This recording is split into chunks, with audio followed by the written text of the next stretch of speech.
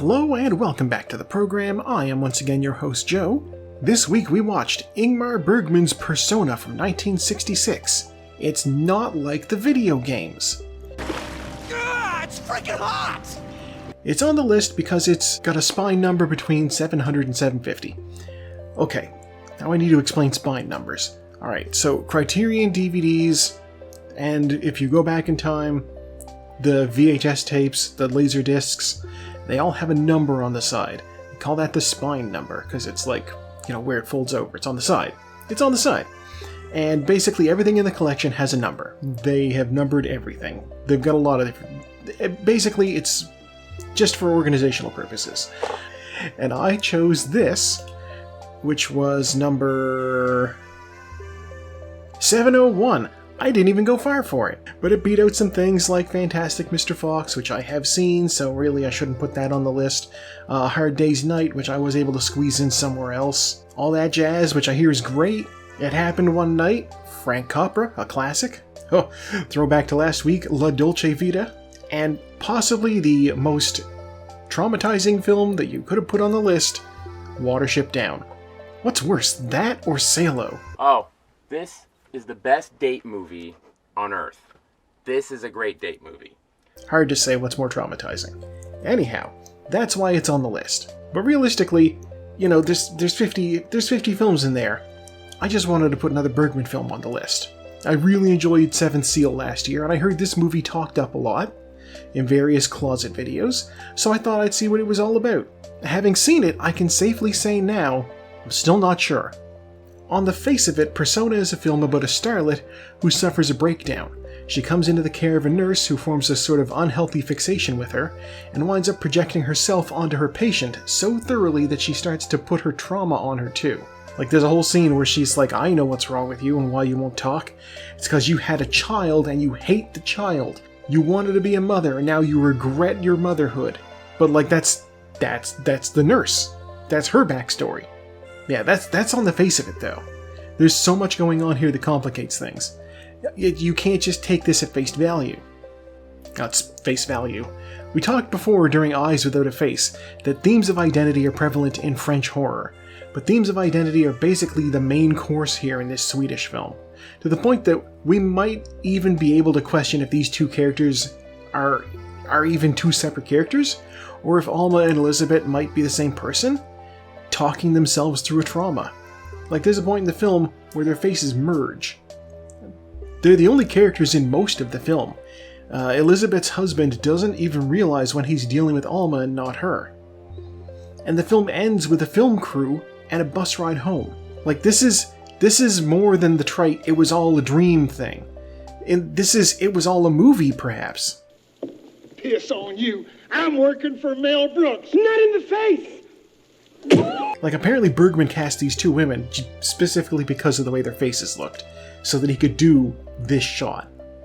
Also, not gonna lie, I fully expected these women to kiss at some point. Nurse and patient is one of those cliche pulp scenarios, and it didn't really happen, but they were extremely intimate in other ways. I did not expect to get, so early in the film, a matter-of-fact description of a beachside orgy, but never underestimate a Swede.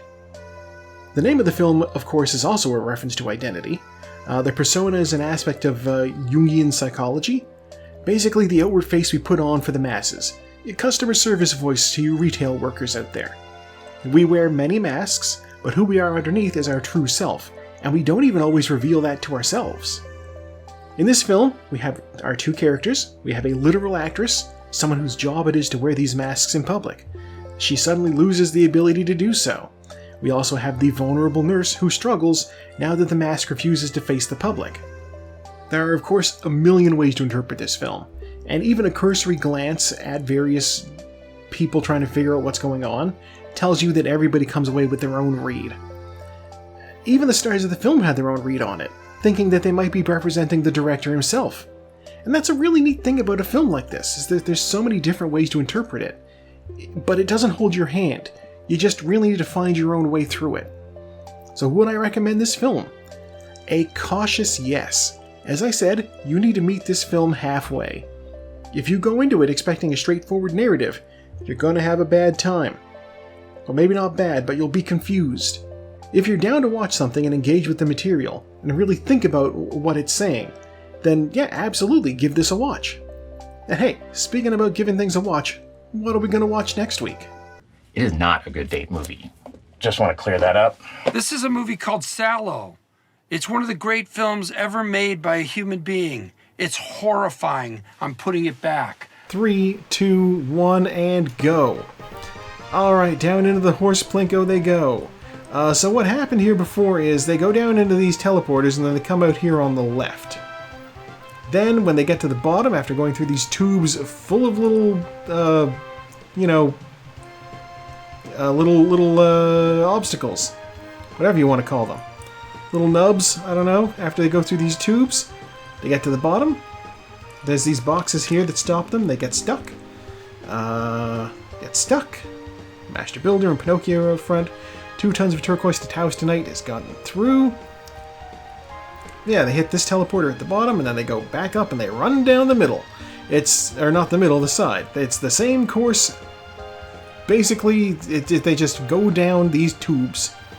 It's not fancy, it's not dynamic, it's pretty lackluster, I think. But I opted to run it again because I accidentally did not switch over from my Be Right Back screen.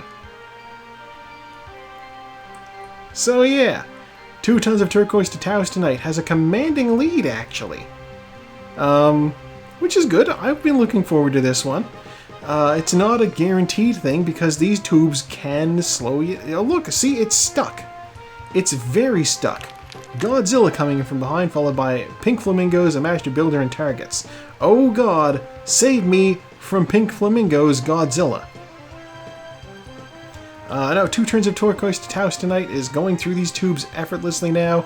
The first run through I'd gotten Tokyo Story, which is supposed to be a masterpiece. 2 tons of turquoise to Taustenite. Got sent back up to the top.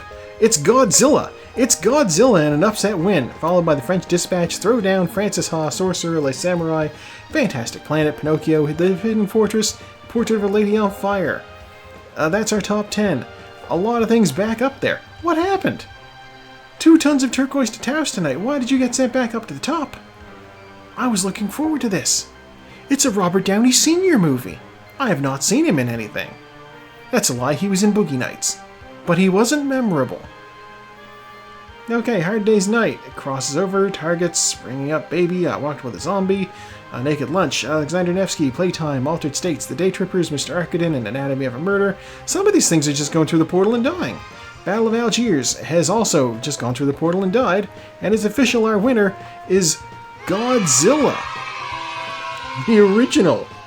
Well, that's fun.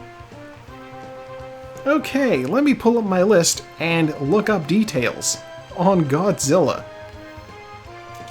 Alright, Godzilla, number 35 on my list. It's from 1954. It's on the list because it's a movie from the 1950s. It's directed by Ishiro Honda. It is categorized as a horror film, which is just, it goes to show you that the fact that this is the same genre as Dracula and Saw. What a genre horror is, it's a huge umbrella. 7.6 out of 10 on IMDb, 96 minutes long. I have never seen the original Godzilla, so throwing this on the list was a no-brainer. It could have fit in a couple of categories. I know Leshy watched it last year, so I could have stolen it from their list for the take something from somebody else's list. Instead, I wound up doing Merry Christmas, Mr. Lawrence, which I think I took from Chuckles. But yeah, no, Godzilla. We're excited. Gina Gershon sings the theme song. It's great.